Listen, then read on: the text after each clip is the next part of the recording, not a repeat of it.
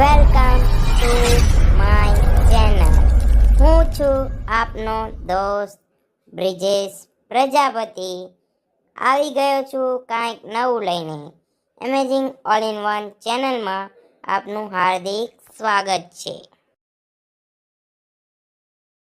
આપણે 3 ઋતુઓ હોય છે, જેમાં શિયાળો, ઉનાળો અને ચોમાસું. જેમાં આજે આપણે શિયાળાનો નૈવેદ્ય જોવાના છીએ. આપણા દેશમાં મુખ્ય 3 ઋતુઓ અનુભવાય છે: શિયાળો, ઉનાળો અને ચોમાસું.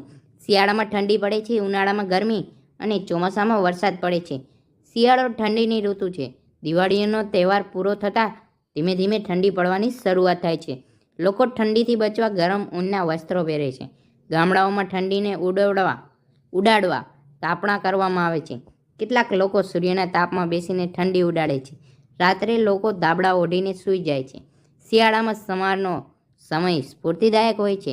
ઘણા લોકો શિયાળામાં સવારે ફરવા નીકળે છે. કેટલાક દોડે છે. લોકો કસરત પણ કરે છે. શિયાળામાં કેટલાક લોકો જુદા જુદા પાક આરોગે છે. ગુંદર પાક, કોપરા પાક, મેથી પાક અને સાલમ પાક જાણીતા છે. કેટલાક લોકો ગોળ અને કોપરા પણ ખાય છે. એક કહેવત છે, જેનો શિયાળો સારો તેનું આખું વરસ સારું. જેનો શિયાળો સારો તેનું આખું વરસ સારું. આ રીતની એક કહેવત પણ છે. શિયાળામાં દિવસ ટૂંકો અને રાત લાંબી હોય છે. ઘણી જગ્યાએ શિયાળામાં હિમવર્ષા પણ થાય છે.